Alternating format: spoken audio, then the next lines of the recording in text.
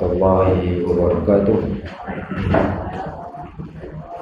Alhamdulillahilladzi hadana lihada wa ma kunna linahtadiya laula an hadana Allah. Wa ma taufiqi illa billah wa ma tawakkuli wal i'timadi wal i'tisami illa 'ala Allah. Salawatullahi wa salamuhu alaihi ala habibina al-mustafa wa ala rasulina al-karim sallallahu alaihi wasallam wa ala alihi wa sahbihi wa man tabi'ahum bi ihsanin ila yaumiddin. Allahumma faqihna fid din wa 'allimna at-ta'wil. Allahumma iftah 'alaina futuhal 'arifin bi hikmatik. Allahumma atina al-hikmah yu'til hikmata man yasha' wa man yu'tal hikmata faqad utiya khairan katsiran wa ma yadhakkaru illa ulul albab. Allahumma inna nas'aluka 'ilman nafi'a wa nas'aluka rizqan tayyiban wa 'amalan mutaqabbalan.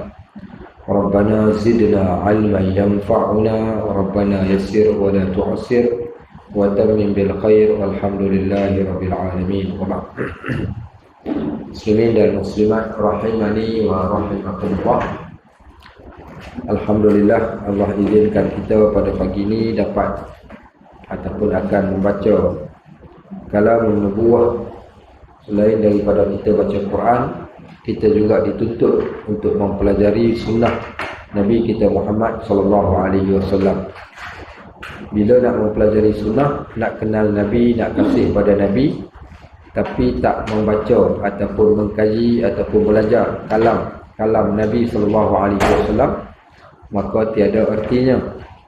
Sebab itu bila kita belajar, pastikan untuk berjaya di dunia dan akhirat ada tajuk ataupun topik ilmu yang kita pelajari yang datang daripada Al-Quran, iaitu tadabburul Quran.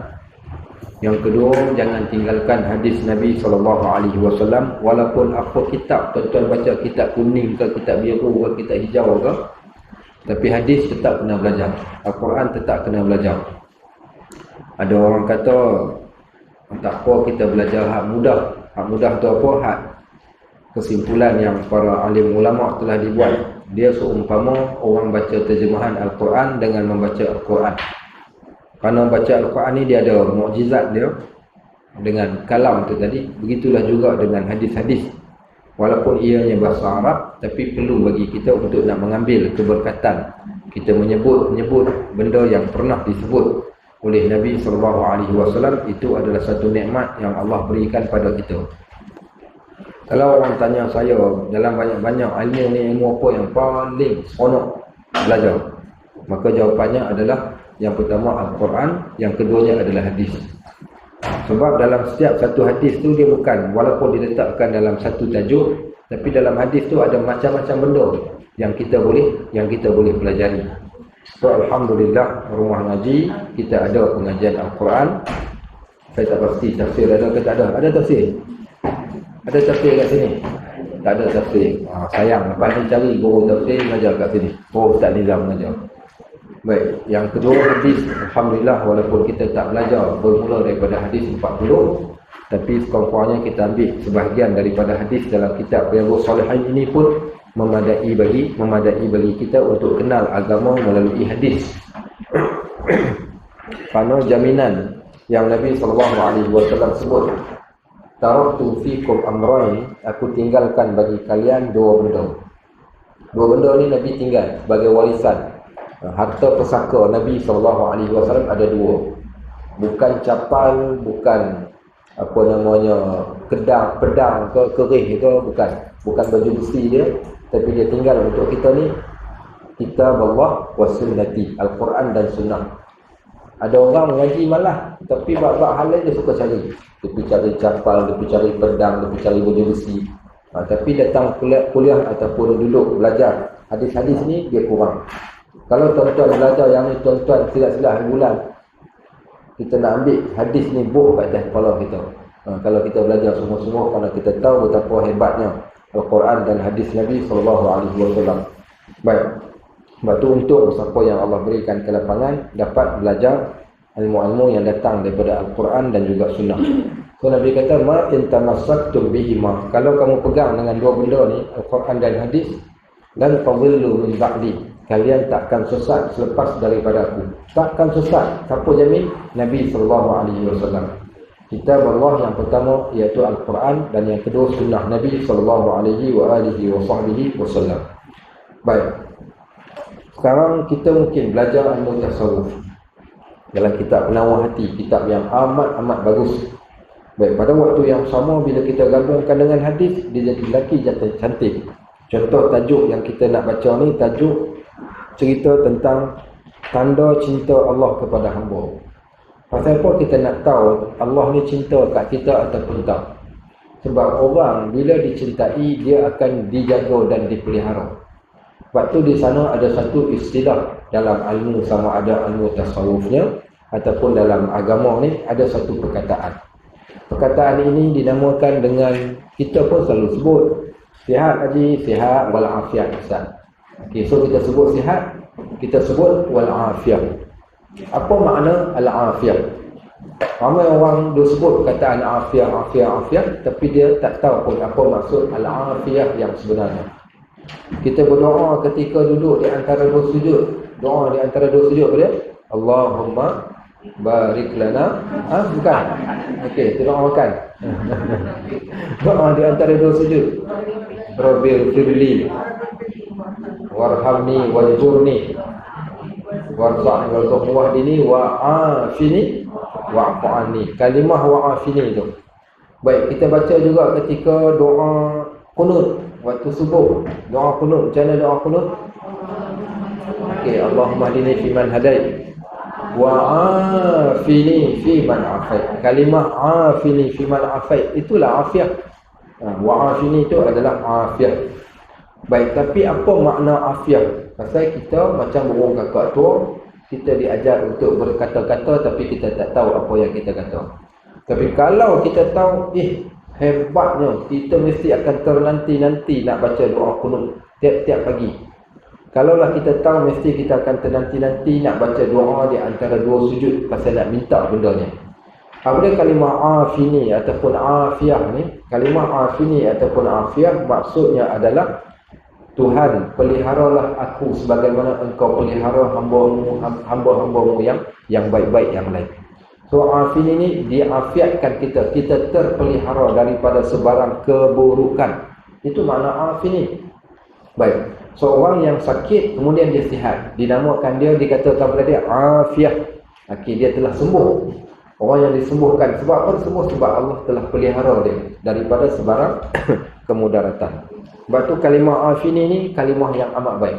Bila Allah kasih pada seseorang, Allah akan pelihara dia daripada sebarang benda yang tidak elok. Ini pemeliharaan Allah Subhanahu Wa Taala ke atas seorang hamba saat bila dikasihi hamba tersebut.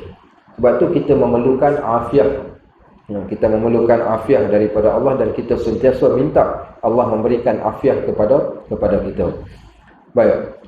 Jadi kita dah baca dah hadis yang pertama di dalam bab ini. Kita insya-Allah baca hadis yang kedua, muka surat 23, hadis bahagian bawah sekali. Hadis daripada Aisyah Ummul Mukminin radhiyallahu anha. Aisyah ni bukan calon-calon orang. Dia bukan macam Kak Aisyah yang duduk kat Pulau Sebang tu. Itu Kak Aisyah lain. Okey. Ni Kak Aisyah ni bukan Kak Aisyah. Aisyah Ummul Mukminin ni yang pertama, dia Ummul Mukminin. Apa dia Ummul Mukminin? Terjemah Ustaz Ummul Mukminin maksud dia apa? Ummul Mukminin ni ibu kepada orang-orang yang beriman. Semua orang yang beriman, maka dia ibu kepada orang-orang yang beriman. Satu. Yang kedua, Aisyah ni dia adalah isteri kepada Nabi SAW. Kalau dah nama isteri pada Nabi baginda ni, sudah pastilah orang yang terpilih sahaja yang dapat jadi isteri Nabi SAW. Baik, yang ketiga, dia pula anak kepada seorang sahabat yang besar, seorang sahabat yang hebat. Baik, kalau anak YB pun kita nak pergi tengok, ini kan pula anak seorang soleh, jadi pendamping Nabi, jadi kekasih Nabi yang bernama Abu Bakr As-Siddiq radhiyallahu anhu. Aisyah Ummul Mukminin. Baik. Yang keempat, Aisyah ni dia adalah seorang tokoh ilmuwan. Aisyah dia adalah seorang tokoh ilmuwan. Bukan tokoh ilmuwan sebarangan, dia tokoh ilmuwan kepada semua para sahabat yang lain. Tok guru kepada sahabat. Macam mana dia boleh jadi tok guru ni sedangkan dia perempuan? Sebab dia orang yang hampir dekat dengan Nabi SAW. So dia tahu selok belok agama ni sebab dia rapat. Sentiasa dengar, sentiasa bertanya, sentiasa melihat. Sebab tu kalau siapa buka kitab fiqh, kita akan dapati nama Aisyah amat banyak. Kerana dia yang menceritakan benda yang orang lain tak nampak, tapi dia nampak. Dan Nabi SAW juga suruh kita ambil ilmu daripada Aisyah. Apa kata Nabi SAW? Khudhu syatra dinikum an hadhil Humairah. Ambil separuh agama ini daripada Aisyah. Ambil separuh agama. Maknanya daripada ilmu yang banyak ni, separuhnya dimiliki oleh Aisyah Ummul Mukminin radhiyallahu anha. Ustaz, pasal apa separuh tak kesemuanya? Nak menggambarkan manusia ni kelebihan. Manusia ni dia terbatas. Hebat macam mana pun dia, tetap dia tak mampu nak menyaingi, iaitu ke ilmu Allah Subhanahu Wa Taala. So Nabi kata separuh ilmu berada pada Aisyah, pergi ambil dekat Aisyah. Jadi Aisyah ni jadi guru kepada para sahabat, dan para sahabat datang bertemu dengan dia daripada masa ke semasa, mengambil hadis, mengambil pandangan, bertanya tentang sesuatu hukum, kerana dia lebih mengetahui daripada orang yang lain. Contoh, kalau siapa nak tengok cara ibadat malam Nabi, kita kena tengok Aisyah. Aisyah yang ceritakan apa yang Nabi buat di rumah.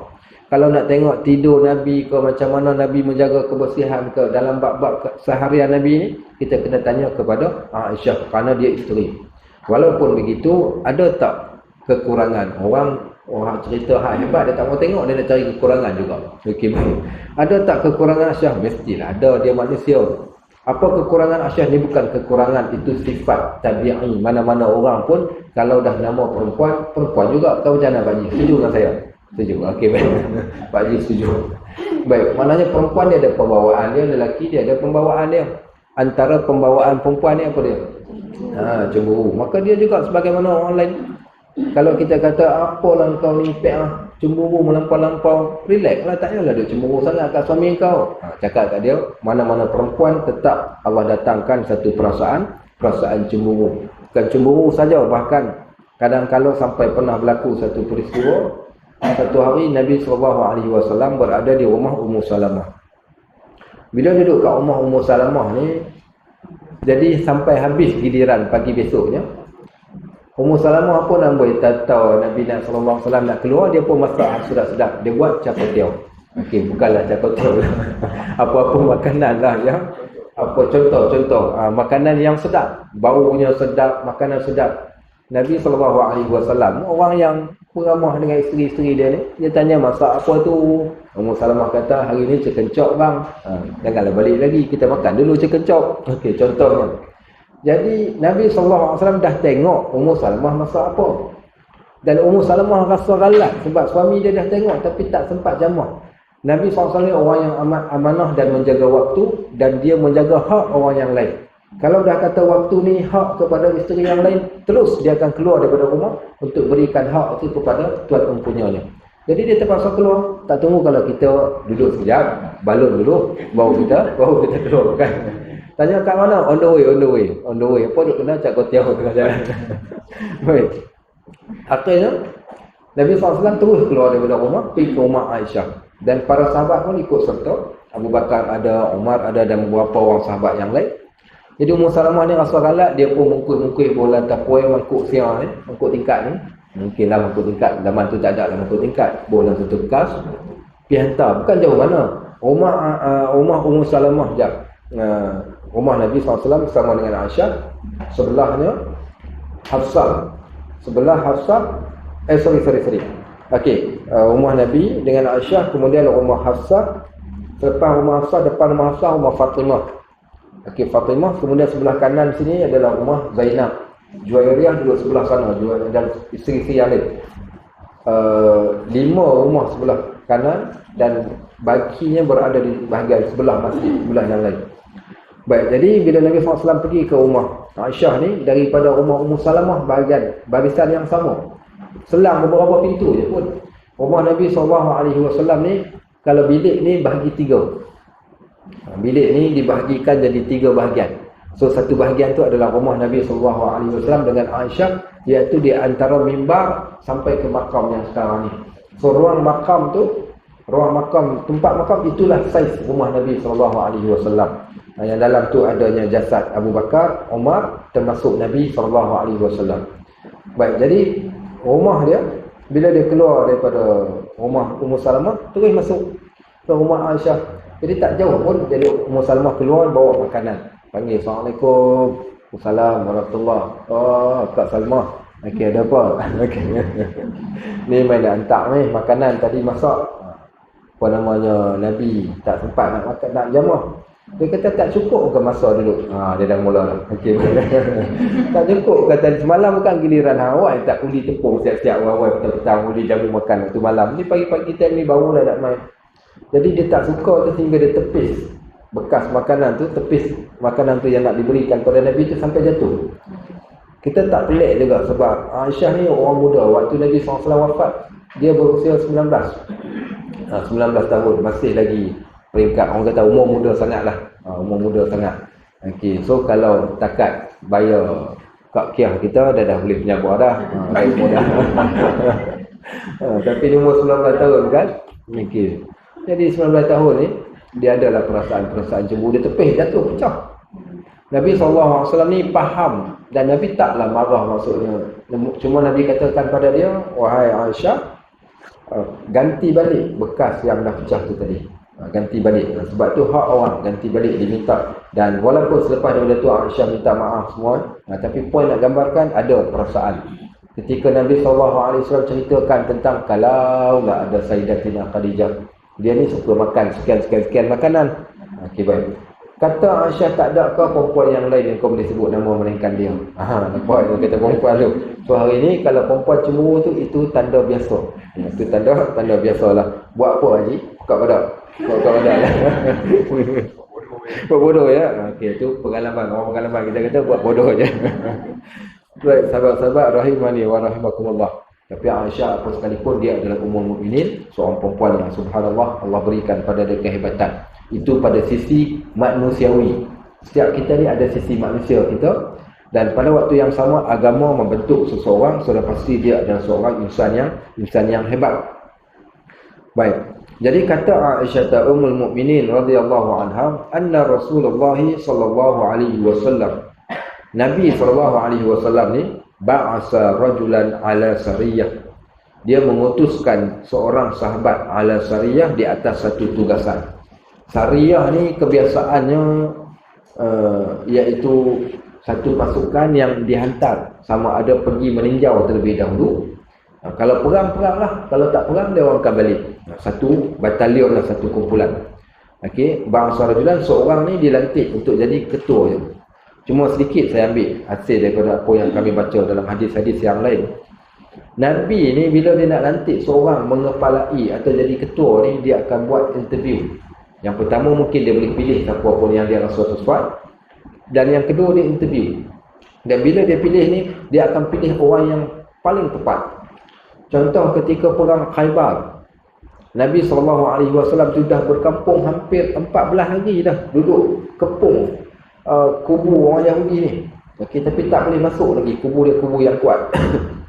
Sampailah hari yang terakhir, Nabi SAW tanya para sahabat, siapa yang nak mengepalai untuk masuk dalam tu? Nak masuk jadi ketua lah. Jadi ketua. Antaranya Sa'ad bin Abi Waqqas, salah seorang yang angkat tangan. Dia kata dia sanggup.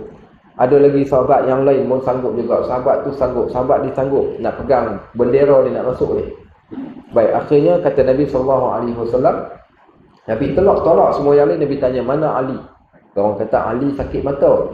Ambil MC yang ni tak main sebab sakit mata. Nabi kata panggil dia main, aku nak suruh dia yang jadi ketua. Maknanya Ali tak minta pun, tapi Nabi tahu Nabi nak pilih Ali jadi ketua. Ali datang dalam keadaan mata sakit. Nabi SAW ludah di atas tapak tangan baginda, disapukan pada muka mata Ali. Kemudian Ali terus sembuh pada waktu tersebut, dan Ali yang mengepalai sehingga mencapai kemenangan. Dalam satu peristiwa yang lain, Nabi nak hantar Sariyah juga utusan ke satu tempat. Dan Nabi buat interview. Panggil mai sini. Nakis. Aku nak lantik seorang ketua. Jadi Semua sahabat tak tahu siapa yang akan dilantik.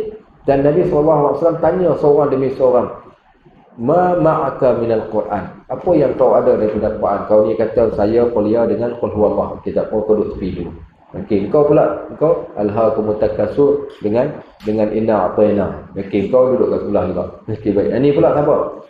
Seorang sampai giliran anak muda ni. Anak muda ni dia hafal surah Baqarah. Ma'i suratul Baqarah. Aku hafal surah Baqarah. Hang hafal surah Baqarah? Dia kata, ya. Okey. Hum wa anta amirhum, bangun, engkaulah akan jadi ketua kepada mereka. So maknanya ada sesi interview dan dilebihkan mereka, iaitu siapa yang paling banyak Al-Quran berbanding dengan orang yang lain. Ketika perang Uhud, setelah gugur syahid para syuhada ni nak dikebumikan, Nabi SAW minta dikumpulkan para syuhada di satu tempat. Kemudian Nabi tanya, siapa di antara para syuhada ni yang paling banyak menghafal Al-Quran? Dan dialah orang yang pertama diturunkan di dalam liang. Dan orang yang nak menurunkan jenazah dalam liang juga adalah orang yang paling banyak menghafal Al-Quran. Sebab tu saya tak berkenan tengok di Bukit Beruang ni bila ke bumi jenazah. Yang turunkan tu kadang orang entah datang daripada mana. Yang saya tegur adalah 3-4 tahun lepas. Orang yang bawa turun jenazah ni tangan dia pegang rokok, tak bisa rokok tak habis lagi sambil turunkan jenazah. Saya kata, ya Allah. Sebab tu kalau siapa-siapa yang nak turunkan jenazah dalam liang, yang pertama carilah kaum kerabat yang terdekat. Yang kedua orang yang paling terbaik untuk turunkan jenazah. Kerana di sana adalah beberapa bab dari segi keberkatan dan sebagainya. Begitu keadaan. So Nabi SAW pilih orang yang paling terbaik. Baik, fakana yaqra'u li ashabihi fi salatihim. Nampak? Baik, orang yang Nabi SAW pilih ni, yang utuskan ni, dia kata dia membacakan bacaan surah kepada para pengikutnya di dalam solat mereka. Yang tadi yang dipilih tadi itu, dia pun baca ketika dalam solat, baca satu surah. Okey, baik. Fakana yaqra'u li ashabihi fi salatihim fayaqtimu bi qul huwallahu ahad, dan dia tamatkan bacaan dia dengan qul huwallahu ahad. Falamma raja'u zakaru, ketika mana mereka kembali balik, maka apa berlaku? Mereka pun ceritakan kepada Nabi SAW. Baik, dia kata tadi general kami, dia solat. Bila solat dia baca surah, dan dia baca dengan surah Qul huwallahu ahad ni penamat kepada bacaannya. Jadi dia orang pun cerita kat Nabi SAW. Baik, pengajaran kenapa dia pergi cerita dekat Nabi?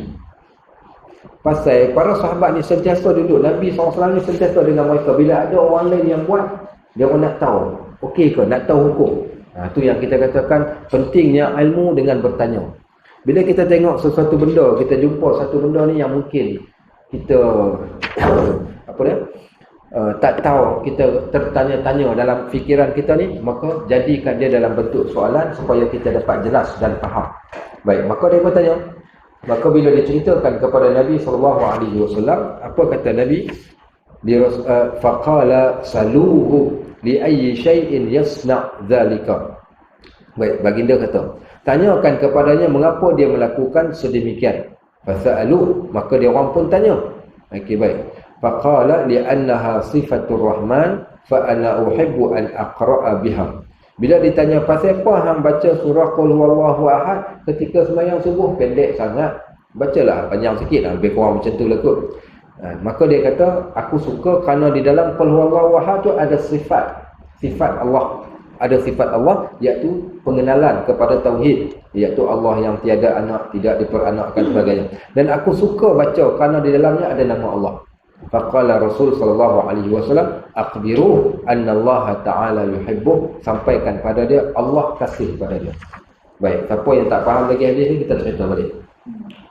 Nabi SAW utuskan seorang jadi ketua dalam satu tugasan. So dia orang keluar ramai-ramai pergi ke satu tempat, satu kampung mana-mana. Bila sampai dekat situ, dia pun solat. Ketika solat, dia baca surah. Dan di antaranya surah yang dia baca tu, dia tamatkan surah tu dengan membaca surah Al-Ikhlas. Maksudnya mungkin pada rakaat terakhir, rakaat kedua ke, dia baca surah Al-Ikhlas. Jadi dia orang saja nak tanya Nabi, kenapa? Bolehkah ya Rasulullah baca surah Al-Ikhlas? Sebab rasa macam pendek sangat. Sebab Nabi SAW hanya baca kuliah dengan Qul huwallah ni pada solat-solat tertentu. Jadi anggapan mereka mungkin kat situ saja boleh, kat tempat lain tak boleh. Baik, seronoknya Nabi SAW tak terus bagi hukum. Tapi apa Nabi buat? Itu yang kita katakan clear dulu. Seseorang bila dia nak jatuhkan hukum, apa dia perlu buat? Okey, tanya dulu, buat siasatan. Kerana kita tak tahu apa sebab. Okey, contoh. Satu masjid datang mengadu dekat saya tentang imam masjid tu. Minta saya tolong nasihatkan. Saya tanya apa masalah, kenapa suruh saya kata. Dia kata, pokok dengan ustaz dia segan. Saya kata, saya kena tahu juga betul ke benda tu salah. Kalau salah boleh kita tegur. Kalau tak salah, apa saya nak tegur? Apa cerita dia? Dia sembahyang subuh pagi Jumaat, ustaz. Imam nombor 1 tak main. Jadi, imam nombor 2 tengok imam nombor 1 tak ada. Jadi, tak ada siapa dah yang boleh tolak jadi imam. Naiklah imam nombor 2. Imam nombor 2 tak hafal surah Sajdah. Hafal tapi mungkin tak kuat ingatan dia. Dia baca sangkut. Bila dah dia baca sangkut, apa dia buat? Dia berhenti. Dia cabut mic dekat baju dia, dia pusing belakang, dia bagi kat Bilal. Dia bagi mic kat Bilal. Bilal pun ambil, sambung solat. Okey, sambung solat. Tu imam tadi yang bagi mic ni, dia bukan pergi duduk kat tempat Bilal, dia keluar daripada saf, start motor, cabut balik ke rumah. Okey. Jadi dia orang tanya saya, macam mana ni ustaz ni? Saya pun panggil lah imam tu, jumpa dengan dia, tanya kenapa Haji? Imam. Dia kata saya tak berapa sihat, dia kata pagi tu. Kemudian adalah sebab dia kata saya pun bagi. Saya kata kalau imam batal solat, dia terbatal solat dia. Maka boleh dia buat macam tu, dia letak mic, dia terus keluar. Tapi jangan keluar waktu tengok orang tengah sujud. Tahu kenapa tak boleh keluar waktu tengok orang tengah sujud? Yalah, lagi orang tak perasan. Apa tak baru bangun lagi, rupanya imam dah hilang. So keluar ketika orang nampak. Dan orang yang di belakang kena gantikan. Tak perlu nak stopkan solat. Dan saya kata imam pun kalau sekiranya imam tak ingat bacaan, tak payah nak batalkan solat. Teruskan baca apa yang ingat saja, tak ada masalah. Ambil qul huwallah ke mana-mana surah yang pendek, baca, kemudian rukuk dan sujud. Baik, tak ada masalah. So, sebab tu kita kena tahu. Nabi minta sahabat pergi tanya dulu. Kenapa? Untuk kepastian. Supaya hukum ni kena betul-betul dan tepat. Baik, bila dah ditanya, dia pun jawab. Sebenarnya dia kata, aku suka baca qul huwallah ni, bukan saja-saja nak baca, tapi aku suka dengan surah tu. Jarang di antara kita ni, hari ni, yang suka pada satu surah. Adalah juga, makcik suka surah apa? Surah Yasin. Siapa surah Yasin? Memang daripada dulu-dulu duk baca surah Yasin. Suka ni lain. Kita nak cari suka ni kerana isi kandungan dia. Yang tu bagus. Sebab tu kalau sesiapa dia suka pada surah-surah tertentu, di atas sebab surah tu ada kesan pada hati dia, ada kebaikan untuk dia sebagaimana sahabat ni. Kenapa dia suka surah Qul Huwallah? Dia kata sebab dalam surah tu ada nama Allah. Dan aku suka baca surah yang ada nama Allah, maka Nabi SAW kata, pergi cakap balik dekat dia, Allah sayang dekat dia dan Allah juga suka dekat dia. Sebab dia suka akan nama Allah tu tadi. Baik. Apa pengajaran kita boleh dapat? Pengajaran daripada hadis ini, apa sahaja yang kita suka dan benda yang kita suka tu ada kaitan dengan Allah, pasti Allah akan suka balik kepada orang-orang tersebut. Lebih-lebih lagi adalah kalau yang disuka itu adalah sifat Allah. Okey, dalam surah Qul Huwallah ni ada sifat apa? Allah yang Esa. Okey. Mentanzih, menafikan, iaitu sebarang perkara-perkara yang menafikan hak ataupun segala sifat-sifat Allah. Maka itulah yang terdapat di dalam surah Al-Ikhlas. Kenapa dinamakan surah Al-Ikhlas? Ada orang tanya. Sedangkan tak ada pula perkataan ikhlas dalamnya. Kenapa nama surah Ikhlas? Ada orang jawab. Tapi dari segi ilmu tafsir, jawapan tu tak valid. Okey, dinama Ikhlas ni kerana ikhlas ni sesuatu benda yang kosong, tak ada campuran yang lain dah. Katakan kalau air ni air yang jernih, tak ada pewarna, tak ada perisa, jernih, semua-semua jernih. Maknanya tak ada campuran yang lain. So ikhlas ni seumpama Allah Subhanahu Wa Taala ni yang tiada campur tangan, ada bantuan, ada Allah yang dua ke yang tiga, tak, Allah yang esa, yang tunggal. Itu maksud ikhlas. Ada orang dia jawab secara logik. Dia kata ikhlas kerana apa? Kerana dia kata nak ceritakan betapa ikhlas ni benda yang tak perlu ditunjuk. Surah Al-Ikhlas, nama surah Al-Ikhlas tapi perkataan ikhlas tak ada. Ikhlas ni tak payah ditulis kat daik. Saya ikhlas. Okey, tak payah tulis. Maka dia tersembunyi. Keikhlasan itu adalah satu benda yang tersembunyi. Sebab tu dinamakan surah dengan surah Al-Ikhlas. Nak menggambarkan bagaimana keikhlasan. Tapi Kalau ikut ulama tafsir, jawapan tu jawapan yang tak valid. Tak apa. Tapi poin nak ceritakan, Allah kasih pada seseorang bila mana seorang tu kasih walaupun pada sesuatu benda yang ada kaitan dengan Allah. Baik, sebab tu kita hari ni bila kita belajar Kenapa belajar Quran? Kalamullah. Ke dalam tu ada nama-nama Allah. Dalam tu dianya adalah kalam Allah. Takkan kita tak suka pada benda yang Allah suka. Sebab tu kalau nak ambil sama benda dengan benda ni dalam Al-Quran, surah apa yang ada sebut tentang nama-nama Allah? Surah apa? Semua surah ada nama Allah. Satu. Okey, yang kedua ada ayat khusus yang ada nama Allah. Surah apa? Ar-Rahman pun dia juga. Al-Hasyr, surah Al-Hasyr. Ya ayyuhalladzina amanu taqullaha wal tanzur nafsum ma qaddamat lighad wattaqullaha innallaha khabirum bima ta'malun wa la takunu kalladzina nasullaha fa ansahum anfusahum ulaika humul fasiqun la yastawi ashabun nari wa ashabul jannah ashabul jannati humul faizun law anzalna hadzal qur'ana ala jabalin la ra'aytahu khashi'an mutasaddian min khashyatillah wa tilkal amsalu nadribuha lin-nasi la'allahum yatafakkarun wallahu alladhi la ilaha illa huwa 'alimul ghaibi wash-shahadah huwar rahmanur rahim wallahu alladhi la ilaha illa huwal malikul quddusus salamul mu'minul muhaimin al-muhaiminul azizul jabbarul mutakabbir subhanallahi amma yushrikun wallahul khaliqul bari'ul musawwir lahul asmaul husna yusabbihu lahu ma fis samawati wal ardh wa huwal azizul hakim. Itu di antara penghujung surah Al-Hasyr yang menyebut sifat-sifat Allah. Siapa yang suka baca? Kenapa dia suka baca? Sebab ada nama Allah kat situ, maka dia termasuk sebagaimana apa yang disebut dalam hadis ni, sampaikan kepada orang tu, Allah juga suka kepada dia kerana dia suka menyebut nama-nama Allah dan memuji Allah Subhanahu wa taala. Baik, so itu pengajaran yang kita dapat daripada kisah ataupun hadis-hadis ini. So poinnya iaitu orang yang suka pada apa yang Allah suka, maka Allah juga kasih dan suka kepada dia. Baik. Pesan orang yang suka pada Allah. Di sana ada orang kita tak sampai lah kot. Belum sampai makam tu kan.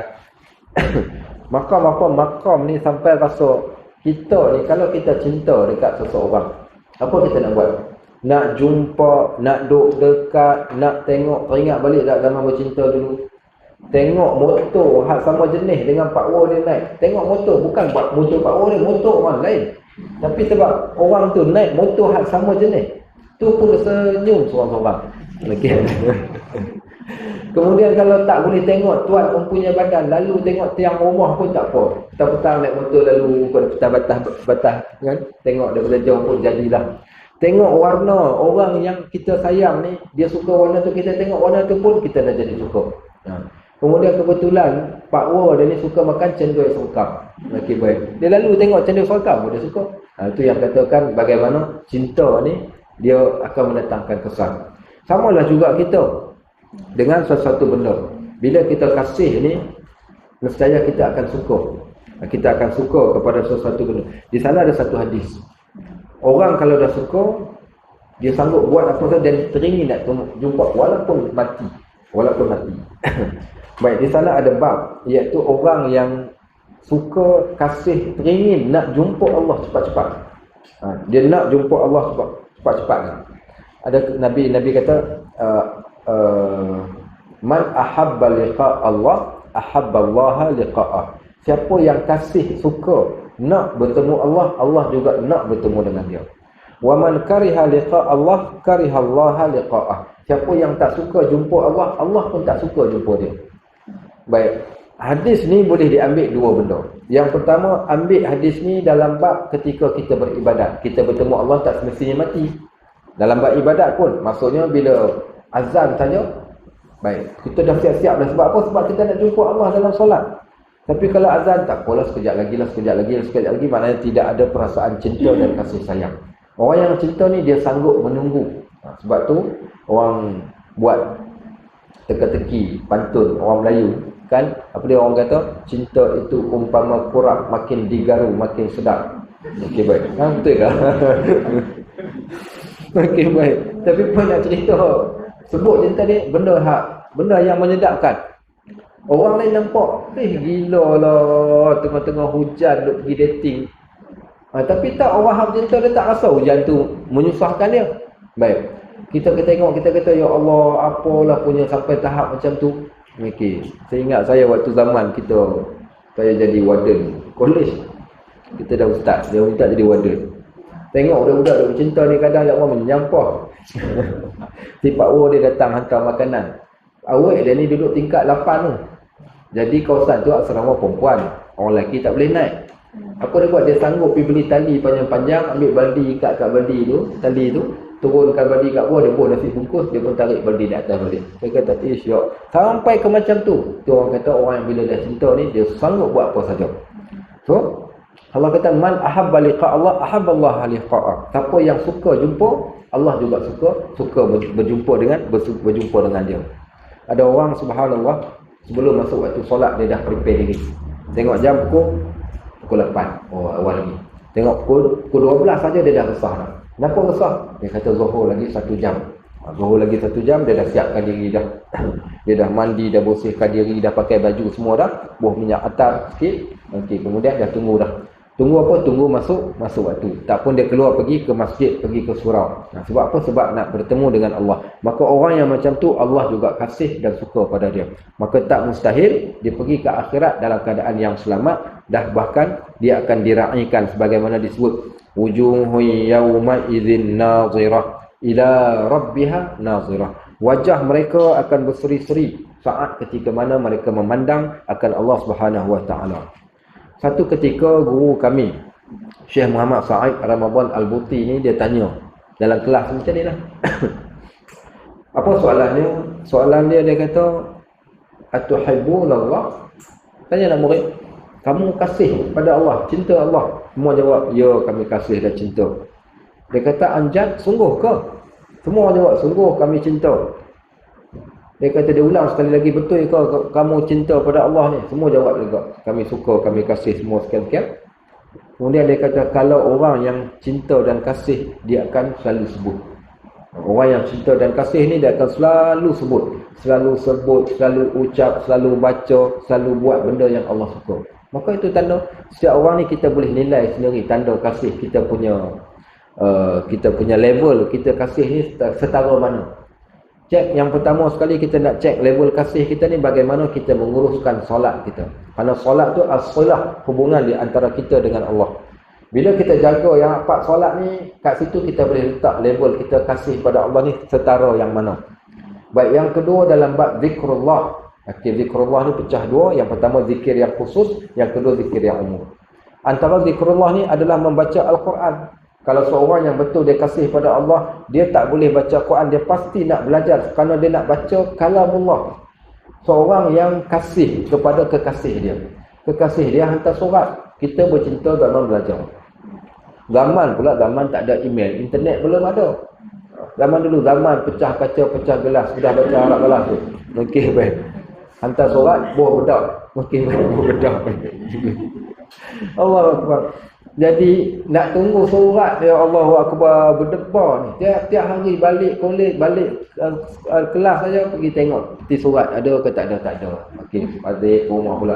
Besok lalu pula pergi tengok lagi. Okey, pergi tengok. Bila tiba-tiba tengok ada surat, ya Allah seronoknya. Tapi kalau berjenis buta huruf, dapat surat, membuat apa? Tengok surat, nak baca tak boleh. Samalah juga dengan kita, kalau mengaku cinta tapi tak baca Quran. Dia tak pandai baca, tapi tak nak pula belajar Al-Quran. So maknanya boleh boleh disangsikan akan kecintaan dia pada waktu tersebut. Ada seorang hamba Allah jumpa saya baru ni. Saya dengar ada orang beritahu, Ustaz nak mengajar Al-Quran secara percuma. Okey, baik, tak kisahlah. Saya kata, ya, kenapa? Saya nak belajar Quran. Dia ni dah pencen. Tapi waktu Dia kadang jenis-jenis bos ni, waktu time ada pangkat dulu, dia ada satu action. Tak nak belajar, tak belajar pun, kalau tak tahu pun buat-buat macam tahu dia dah. Bila dah pencin, siapa pun tak nak berkawan. Dulu bos tu garang sangat, waktu time jadi bos. Lepas tu mulalah cari, nak mengajar orang mengajar Quran ni. Bila saya test bacaan dia, memang tak kenal lah. Tak kenal huruf, walaupun dah pencin dah, baru start nak belajar balik. Maka rugi. Bagus dia sebab dia nak belajar, tapi poinnya, dia telah tinggalkan satu tempoh masa yang lama. Sebab tu kalau orang yang betul-betul kasih, dia mesti nak baca Quran. Yang kedua, yang ketiga, apa dia? Dia mesti nak zikir, selalu sebut. Selalu sebut. Kita akan selalu menyebut orang yang kita kasih. Yang keempat, kita akan buat apa sahaja yang dia suruh ataupun dia suka. Sehingga dikatakan, hubbuka li syai' ta'abbudahu. Cinta kamu kepada sesuatu ni, kamu sanggup memperhambakan diri pada dia. Hamba pun tak apa, buatlah apa sekalipun. Baik, kadang kalau tengok kita dah pergi selesai, saya macam-macam orang main tanya soalan kaitan masalah suami isteri. Kadang kita tengok, ya Allah, sampai dah kena pukul lebam-lebam dah muka. Kata pergi buat report lah. Buat report. Tak boleh start. Kenapa? Saya sayang lagi kat suami saya. Nampak? Itu yang kata cinta semua. Dah lebam dah pun. Itu yang kata lebam tak apa. Sebab dah cinta. Apa boleh buat? Itu yang kita katakan. Dia sanggup susah demi yang dia cintai. Demi yang dia cintai. Itulah dia yang dikatakan cinta tu tadi. Baik. Maka siapa yang cinta disebabkan sesuatu benda yang ada kaitan dengan Allah, pasti Allah akan balas cinta dia pada waktu tersebut. Ada satu kisah yang lain. 3 orang lelaki ni masuk dalam majlis Nabi SAW. 3 lelaki, dia masuk majlis Nabi. Bila dia masuk majlis Nabi ni, seorang orang pertama ni dia tengok ada majlis ilmu, dia datang, dia duduk depan sekali. Mai orang kedua pula malu-malu, dia duduk kat belakang, celah-celah orang. Datang orang ketiga, tengok-tengok ada majlis ilmu, dia pun berpaling, pergi balik. Nabi SAW kata, nak tak aku ceritakan pada kalian tentang 3 lelaki ni. Nabi kata orang yang pertama ni, dia tengok kebaikan, dia suka pada kebaikan dan dia duduk. Allah juga suka pada dia. Dan Allah berikan pada dia kebaikan yang banyak. Orang yang kedua ni pula, dia datang, dia nakkan kebaikan tapi malu. Allah juga malu pada dia. Orang yang ketiga pula, dia tengok kebaikan dan dia tak suka pada kebaikan, dia berpaling dan Allah terus berpaling daripada dia dan Allah palingkan terus segala kebaikan untuk dia. Sebab tu bahaya. Bila kita melihat sesuatu benda yang baik, apa kita nak buat? Kita tengok, let's say, kita tengok satu benda yang baik, sama ada melihat sesuatu, apa-apa sahaja yang baik, yang ada kaitan dengan agama, yang ada value pada agama, pada akhirat. Apa kita nak buat? Apa kita nak buat? Yang pertama, kalau kita boleh buat, kita juga turut serta buat benda tu. Kalau kita boleh join sekali, kita join. Baik, yang kedua, kalau kita tak mampu untuk buat, apa nak buat? Kita tengok kebaikan dan kita tak mampu untuk buat benda tu. Doa, nak doa apa? Itu belah betul tengok. Doa apa? Ya Allah, okey. Allahumma ja'alna minhum, ya Allah jadikan aku sebahagian daripada mereka, ya Allah jadikan aku rezeki untuk buat sebagaimana apa yang mereka perbuatkan. Minta kebaikan tu kita juga dapat. Baik, yang ketiga, kalau boleh bantu mereka, bantu sekadar apa yang kita boleh bantu. Dan jangan sama sekali membenci kebaikan.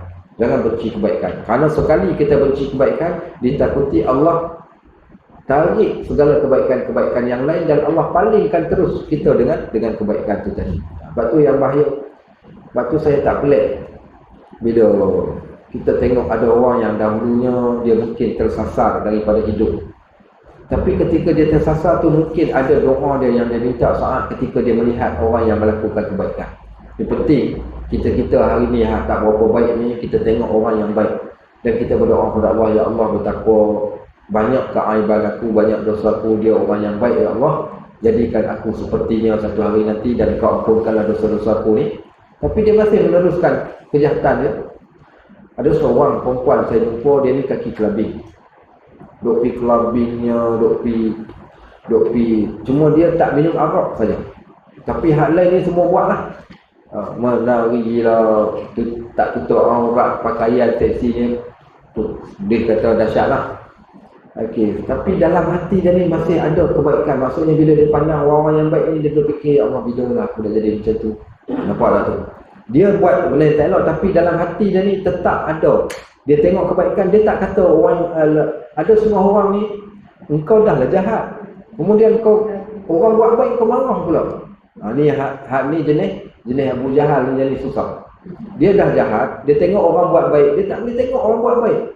Ni jenis setan. Setan dia tak suka orang buat baik. Bila dia tengok orang baik, menunjuk dia tu. Tengok orang kawan dia pakai tudung, dia kata tak yalah jadi ustazah sangat. Nampak jenis mulut laser dia. Jenis ni berbahaya. Sebab tu bila kita tak mampu buat baik, jangan mencela kebaikan tu tadi, minta. Jadi akhirnya bila disebabkan dalam hati dia ni ada lagi kebaikan, dia pandang kebaikan dan dia nak benda tu, cuma mungkin belum sampai masa. Akhirnya Allah datangkan masa tersebut dan dia berubah, dia tinggalkan semua dan dia jadi orang yang baik. Ada orang yang diberikan kelebihan duduk dalam suasana yang baik dengan orang-orang yang baik, tapi dia tengok-tengok, tak elok tu, kalau boleh buat best ni. Nampak mungkin.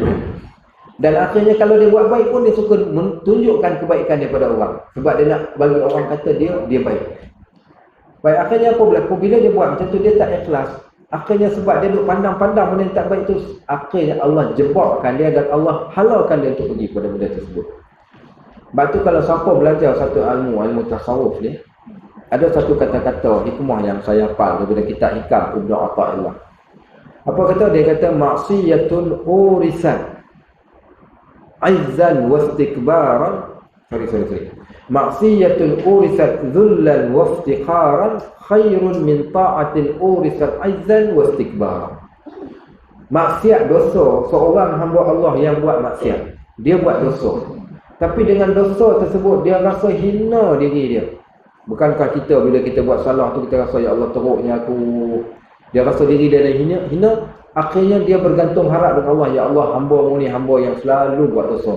Ya Allah, aku ni selalu salah. Ya Allah, mulut aku ni capuinya. Ya Allah, aku ni selalu buat salah. Ya Allah, Kau ampunkan dosa. Bila dia buat salah, dia teringat akan dosa dia rasa menyesal dan dia rasa bersalah. Dan dia rasa diri dia ni hina dengan penuh dengan segala keaiban. Bila dia pandang orang-orang yang baik tu, dia rasa ya Allah, kerdilnya aku. Nampak? Perasaan macam ni dalam ilmu tasawuf adalah satu perasaan yang baik. Maknanya orang ni signal dia masih hidup. Dia punya signal dia tak rosak lagi. So Allah Nabi pengarang kitab ni kata, orang yang buat dosa tapi dia rasa bersalah, dia rasa aib, dia rasa dia kotor, dia rasa dia tak elok, dan dia akhirnya bergantung harap pada Allah. Ya Allah, dengan harapan, dengan kasih sayang Engkau, ya Allah, Kau ampunkanlah hamba-Mu yang hina ni. Lebih baik lagi orang yang buat dosa ni daripada min ta'atil, orang yang buat satu kebaikan. Orang yang buat dosa tapi rasa diri dia hina, akhirnya dia bergantung harap pada Allah, lebih baik daripada orang yang buat satu kebaikan tapi dengan kebaikan tersebut dia rasa diri dia mulia. Okey, aku sekian, aku hebat, aku gitu, aku gini. Akhirnya dia akan pergi kepada takabur. Dan tak mustahil Allah boleh tukar ganti balik. Allah yang maha membolak-balikkan hati manusia, senang saja untuk Allah nak tukar. Satu kisah Syekh Badruddin Hassani, seorang ulama besar yang terdapat di Damsyik, Syria zaman dahulu ni. Ni tahu cerita zaman dahulu, zaman kereta Batman, tahu kereta Batman? Kereta panjang dulu. Zaman dulu lah, zaman orang naik kereta kuda lagi ada lagi. Zaman tu dia ni seorang syekh yang besar. Bila dia seorang syekh yang besar ni, dia berjalan.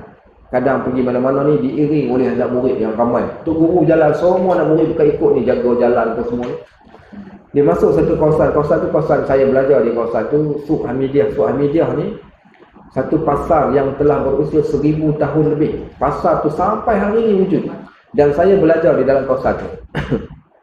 Kawasan ni kawasan shopping, kawasan tempat orang dia jual barang daripada perkakas rumah ni sampai kepada seluar dalam, ada lampu pun dia jual. Tu nak kata kawasan dulu punya macam-macam. Masuk waktu pagi, keluarnya sudah dah malam. Sebab dia dalam bentuk terowong.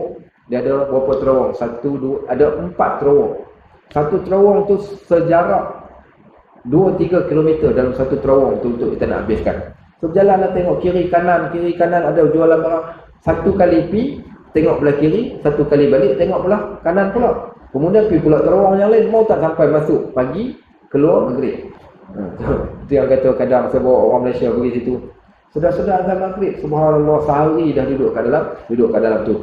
Makanan ada, barang, kain baju, semua macam-macam jenis lah. Dengan sibuk orang kiri kanan, nak tukar duit semua ada.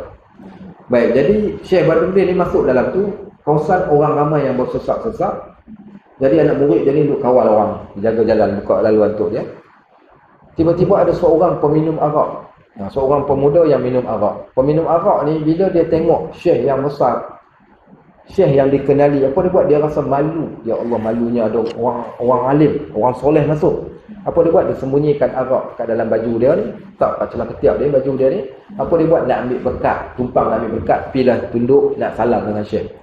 Bila budak-budak ni yang dia jaga ni tengok, yang orang yang macam tu peminum arak dengan bau araknya, apa dia buat? Ditepis tangan dia. Ditepis tangan dia, engkau pergi sana. Seolah-olah macam Mak Pik duduk tepi jalan, YB lalu. Okey, orang tengok ni muka Mak Pik ni tolak dia pergi duduk jauh sikit, mencemarkan jalan. Macam itulah bila orang tolak dia, apa dia kata? Pada waktu tersebutlah dia bilang, ya Allah, hinanya aku. Aku ingat engkau je, aku ingat aku ni hina juga, tapi tak sangka sampai sebegitu sekali. Orang yang baik pun tengok aku pun nampak hina. Ya Allah, kalau dah manusia pun pandang aku dengan pandangan yang hina, ya Allah, satu saja aku harapkan, jangan engkau juga pandang aku dengan pandangan yang hina. Nampak? Hanya dengan satu asbab. Sebab macam tu saja akhirnya Allah alihkan, bertukar tempat. Selepas daripada tu, si peminum arak ni dia berubah jadi baik dan dia berada di samping syekh tu, dia pula jadi orang kanan syekh. Budak hak tadi hak tepih tu pula berada di tempat lelaki tu pula. Tu kadang-kadang Allah nak membolak-balikkan hati kita ni bukan susah. Sebab tu poin dia, kasih pada benda yang Allah kasih, insya-Allah dia akan menyampaikan kita kepada kasih Allah. Akhirnya bila Allah kasih, banyak benda yang kita akan dapat kebaikan daripada situ. Baik. Kita ambil satu hadis. Ini hadis yang penting. Hadis ni kena dengan apa hak kita duk cerita tadi. Hadis daripada Abu Hurairah radhiyallahu anhu. Banyak kali dah kita cerita Abu Hurairah ni.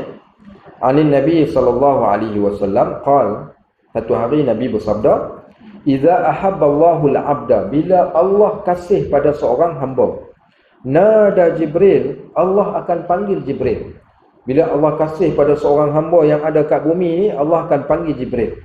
Dan apa Allah akan kata? Innallaha yuhibbu fulanan fa'ahibbah. Wahai Jibril, Allah kasih kepada seorang, maka fa'ahibbah, hendaklah engkau juga kasih kepada orang ni.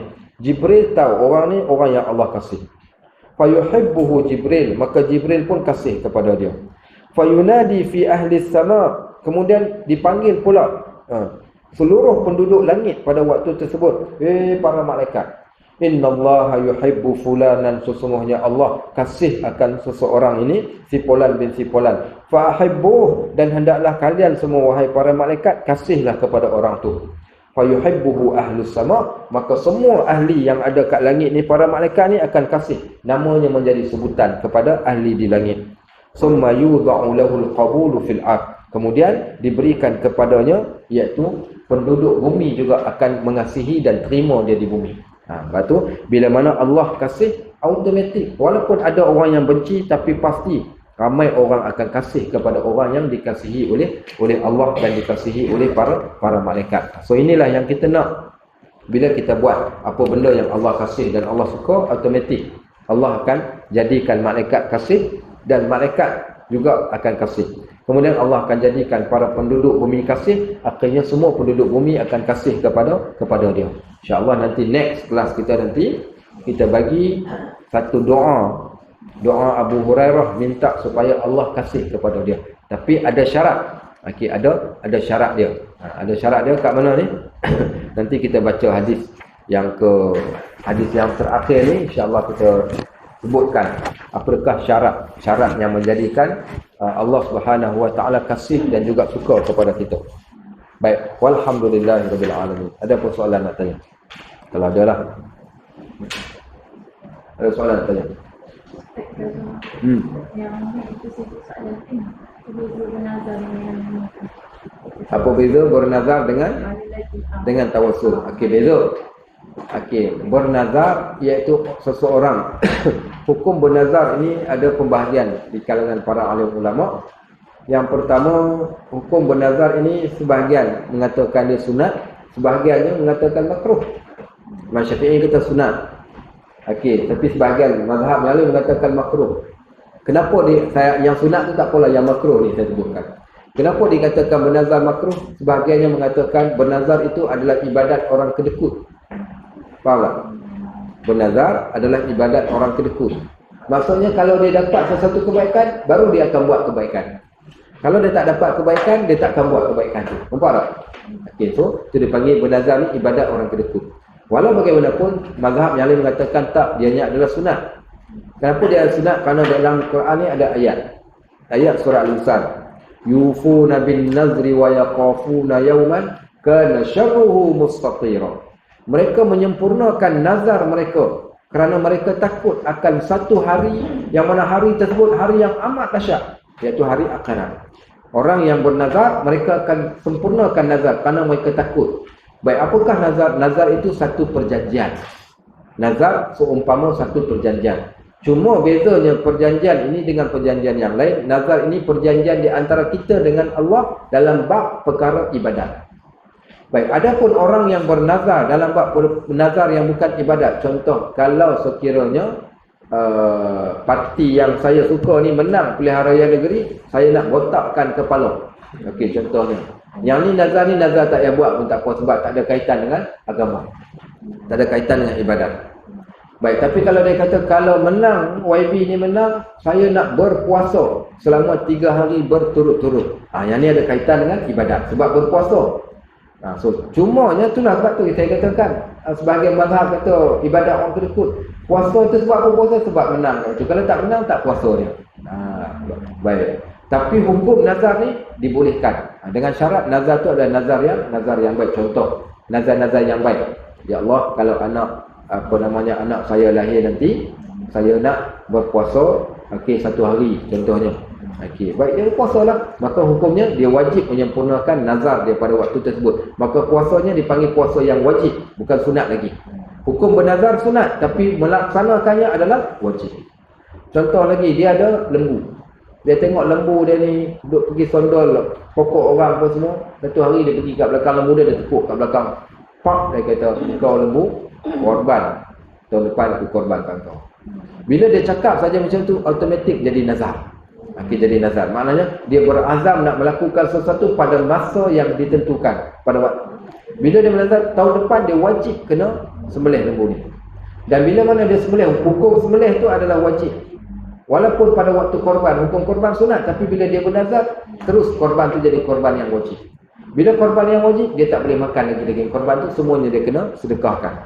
Sampai macam tu. So, dia ada kesan dia. Bila bernazar ni, dia ada kesan selepas daripada tu. Benda yang hukum nazar sunat, tapi kesan melaksanakannya adalah wajib. Itu kita panggil nazar. So, nazar ni seumpama satu keazaman nak melakukan sesuatu dalam perkara ibadat. Baik, next, yang kedua. Yang kedua, tawassul. Apakah tawassul? Tawassul ni daripada kalimah wasilah. Apa dia? Wasilah perantaraan. Kenapa nak perlukan perantaraan sedangkan kita boleh terus minta kepada Allah? Maka tawassul ni maknanya kita meminta sesuatu benda kepada Allah melalui sesuatu kebaikan-kebaikan yang lain. Dengan keberkatan yang Allah berikan pada kebaikan itu tadi. Contoh, bertawassul dengan Nabi kita Muhammad sallallahu alaihi wasallam. Ada orang bertawassul dengan orang-orang yang soleh. Baik. Ya Allah, ada orang bertawassul dengan mak bapak dia. Ya Allah, dengan kebaikan ibu bapa aku, ya Allah, yang memelihara aku, yang menjaga aku, yang mendidik aku, ya Allah, dan dengan kebaikan kemuliaan yang kau berikan kepada mereka, kau perkenankanlah hajat aku, ya Allah, untuk aku pergi haji pada tahun ini. Boleh tak boleh? Boleh. Okay. Di sana ada khilaf dalam bab boleh tak kita bertawassul dengan orang yang hidup atau yang mati. Sebahagiannya mengatakan tak, orang yang dah mati tidak boleh lagi bertawassul dengan mereka. Hanya dibolehkan bertawassul dengan orang yang masih hidup sahaja. Contoh pergi minta je, ambil berkat sikit, ustaz tolong doakan sekian. Contohnya. Ada pun bertawassul dengan contoh kubur-kubur, pergi dekat pulau besar, nak bertawassul dengan kubur untuk wali sekian. Yang tu perkara-perkara yang boleh menyampaikan kita kepada khurafat, yang tu kena jauhkan. Tapi di sana ada bab tawassul yang paling terbaik. Dalam kitab Riyadhus Shalihin ada satu kisah. Kisah 3 orang lelaki. Dia orang ni bermusafir. Bila bermusafir, ni hadis yang muttafaqun alaih, hadis yang sahih. Cerita dalam bab tawassul. Jadi 3 orang lelaki ni apa berlaku? Dia orang pergi ke satu gua, pergi berjalan sampai malam ni nak kena bermalam lah pasal dah malam. Jadi apa dia buat? Berhentilah kat satu gua, masuk 3 orang dalam gua. Bila dah masuk dalam gua ni, qadarallahu wa ma syaa fa'al, tiba-tiba satu batu besar jatuh kat depan pintu gua, tutup terus pintu gua. Jadi orang kata, matilah kita, nak keluar macam ni, batu ni tolak tak bergerak, tolak pun. Jadi mereka bincang-bincang, alhamdulillah batu penting, ilmu. Ilmu ni kalau ada ni, duduk kat mana pun kita tahu nak buat apa. Jadi dia orang kata tak ada siapa pun yang boleh selamatkan kita melainkan Allah. Dan kita nak tak nak, kita kena berdoa kepada Allah, bertawassul dengan amal kebaikan kita. Minta doa dekat Allah ni, bertawassul dengan amal kebaikan kita. Macam mana nak minta? Orang pertama minta, dia kata, ya Rabb Tuhan, aku ada 2 ibu bapa yang aku amat kasih pada 2 ibu bapa aku ni. Dan aku ni tidak akan makan dan tak akan bagi makan kepada ahli keluarga aku yang lain, melainkan aku dahulukan mak bapa aku. Dia kata, ya Rabb Tuhan, satu hari dia kata aku keluar pergi mencari kayu api, dia kata, dan aku pulang lambat. Bila aku pulang cepat-cepat, aku perah susu untuk nak diberikan kepada mak ayah dia yang dah tua sangat dah ni. Tua yang teramat tua. Tiba-tiba bila aku sampai dekat mak ayah aku dapati kedua-dua mereka telah pun tertidur kerana menunggu aku pulang untuk bawa makanan. Jadi apa dia buat? Dia kata aku berdiri di hadapan mak ayah dia ni. Dia berdiri pegang susu tu. Tunggu mak ayah dia bangun daripada tidur untuk dia berikan susu kepada mak ayah dia. Bila dia tunggu tu, sampailah ke waktu pagi, dia masih berdiri pegang susu tu. Bila dia tengok pada waktu tu anak dia duduk dekat kaki dia, duduk menangis kerana kelaparan, minta makanan juga. Dia kata aku tak akan bagi, melainkan aku nak berikan terlebih dahulu pada mak ayah. Mak ayah dia jaga, dia pun bagi minum. Dia kata, ya Rabb, tidaklah aku buat kebaikan ini melainkan kerana mak ayahku tadi, kerana-Mu ya Allah, kerana keredaanmu, engkau bukakanlah pintu gua ni. Maknanya dia bertawassul dengan amal kebaikan dia, buat baik pada mak ayah dia. Akhirnya gua tu terbuka sikit. Next, orang kedua pula berdoa. Dia kata, ya Rabb Tuhan, dia kata di dunia dahulu aku meminati, jatuh cinta kepada sepupu dia. Anak kepada pakcik dia, sepupu dia lah. Cinta yang sungguh-sungguh seumpama seorang lelaki cintakan seorang perempuan. Bukan sekadar cinta, aku teringin untuk meniduri perempuan tu. Sampailah satu hari dia kata aku bawa sejumlah wang emas yang banyak dan aku pergi bertemu dengan dia. Apa dia kata? Ambillah duit ini, kemudiannya pula aku nak bersama dengan kau. Apa berlaku waktu tu? Perempuan tu kata dekat dia, wahai si Polan, dia kata, wahai sepupuku, jangan masukkan jari pada cincin yang bukan kepunyaan kau. Jangan masukkan jari kau pada cincin yang bukan kepunyaan kau. Kau tak takutkah kepada Allah? Akhirnya dia kata, aku jadi takut. Kemudian apa aku buat? Aku berikan semua emas tadi itu kepada dia dan aku tinggalkan dia. Ya Allah, tidaklah aku tinggalkan benda yang haram itu melainkan kerana takut kepadamu ya Allah. Bukakanlah pintu gua. Maka Allah bukakan sikit pintu gua. Tak boleh keluar lagi. Next, orang yang ketiga pula berdoa. Ya Allah, dulunya ada seorang pekerja. Pekerja ni datang bekerja dengan aku, kemudian tak sempat aku, dia dah habis kerja, tak sempat nak bagi gaji, dia balik. Dan dia tak datang lagi. Maka duit dia yang banyak yang ditinggalkan ni, duit gaji dia ni, aku telah kembangkan. Aku beli lembu, beli binatang-binatang ternak. Akhirnya dia pun datang. Setelah beberapa tahun, orang tu datang balik. Datang balik, dia kata, aku nak ambil duit gaji aku. Kata tuan tanah ni, semua yang kau tengok ni adalah duit gaji kau. Dia kata, kau jangan main-main. Dia kata, sungguh, aku telah kembangkan duit gaji kau ni. Akhirnya, engkau dah dapat harta yang banyak. Maka akhirnya dia pun berikan pada lelaki tersebut. Ya Allah, tiadalah aku buat kebaikan itu melainkan kerana engkau ya Allah. Bukakanlah pintu gua. Akhirnya pintu gua terus terbuka dan ketiga-tiga orang mereka dapat keluar. So ni dalam bab bertawassul dengan amal kebaikan.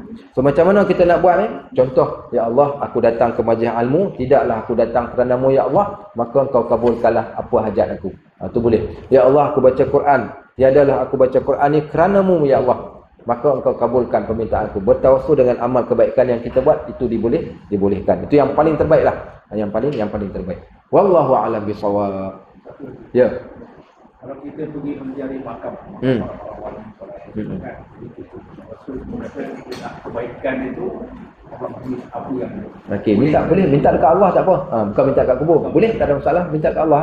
Dengan syarat minta dekat Allah.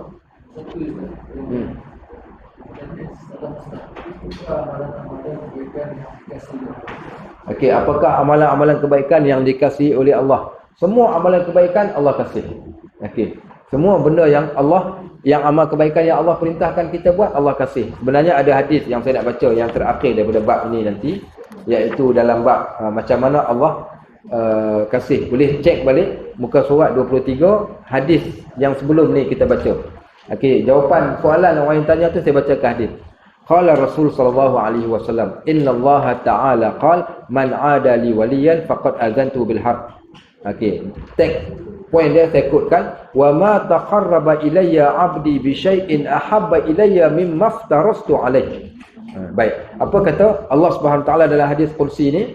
Tiada ada seorang pun hamba-Ku yang mendekatkan dirinya kepadaku dengan sesuatu yang lebih aku sukai melainkan ibadat yang aku fardukan ke atasnya. Start benda yang paling Allah suka, melaksanakan ibadat fardu. Okey. Seorang yang buat ibadat fardu, Allah kasih pada dia. Wa ma yazalu 'abdi yataqarrabu ilayya bin nawafil hatta uhibbah. Kemudian setelah dia buat ibadat fardu, dia buat pula yang sunat sampai aku kasih. Allah kata, seorang hamba dia buat yang fardu, aku suka. Kemudian dia tambah lagi dengan nawafil, dengan ibadat yang sunat, menjadikan aku lebih suka. Kemudian apa dia lagi? Kuntu wa ma yazalu 'abdi yataqarrabu ilayya bin nawafil hatta uhibbah fa idza ahbabtuh, bila aku kasih dan aku suka pada dia, bila Allah kasih dan Allah suka pada dia ni, apa Allah buat? Kuntu sam'ahu alladhi yasma'u bih, Allah akan jadikan pendengaran dia. Wa basaruhu alladhi yubsiru bih, Allah akan jadikan mata dia. Maksudnya Allah pelihara mata, Allah pelihara telinga. Wa yaduhu allati yabtishu bih, Allah jaga tangan. Wa rijluhu allati, Allah jaga kaki dia. Wa in sa'alani la u'tiyanah, kalau dia minta aku pasti akan bagi. Wala in ista'azani la u'izannah, kalau dia minta berlindung aku akan lindungi dia. Bila Allah kasih. Tapi di sana banyak lagi hadis yang lain. Antaranya bila seorang sahabat bertanya Nabi, "Ya Rasulullah, ayyul a'mal ahabbu ila Allah wa ahabbu ila Rasul?" Wahai Rasulullah, apakah amalan yang Allah suka dan Nabi suka? Apa Nabi jawab? "Uhibbul a'malu ilayya", amalan yang paling aku suka, amalan yang Allah juga suka, adawamuhu wa inqil, sesuatu amalan yang dilakukan secara konsisten walaupun jumlah yang sedikit. Okey. Apa dia lagi? Antaranya birrul walidain, buat baik pada ibu bapa. Antaranya apa lagi? Solat di awal waktu. Antaranya apa lagi? Al-jihad fi sabilillah. Pendek kata, jawapan soalan sama, jawapan pelbagai. Jawapan ni lihat pada seorang. Katakan kalau seseorang kita katakan Al-Quran tu adalah benda yang Allah paling suka. Bagaimana dengan orang yang tak boleh baca Quran? Dia memang tak mampu baca Quran. Oh, habislah aku, Allah dah tak suka lagi kat aku. Ada lagi jalan yang lain. Jalan sedekahnya, jalan melakukan kebaikannya, bercakap benda yang baiknya. Sehingga Allah jadikan pada tubuh badan kita ni 360 sendi. Pada setiap 360 sendi ni, semuanya ada kemampuan untuk menghasilkan pahala dan menjadikan Allah kasih dan Allah suka pada kita. Yang penting ikhlas dan kita buat walaupun tak mampu buat banyak, tapi jangan tinggalkan, buatlah secara istiqamah, secara konsisten. Mohonlah Allah berikan pada kita taufik dan hidayah insya-Allah. Allahumma ja'alna minhum, mudah-mudahan Allah jadikan kita di antara mereka-mereka yang hebat dan dikumpulkan kita kat dalam syurga insya-Allah. Baik, subhanakallahumma wa bihamdik, asyhadu an la ilaha illa anta, astaghfiruka wa atubu ilaik. Wa sallallahu ala sayyidina Muhammad wa ala alihi wa sahbihi wasallam. Walhamdulillahi rabbil alamin. Assalamualaikum warahmatullahi wabarakatuh.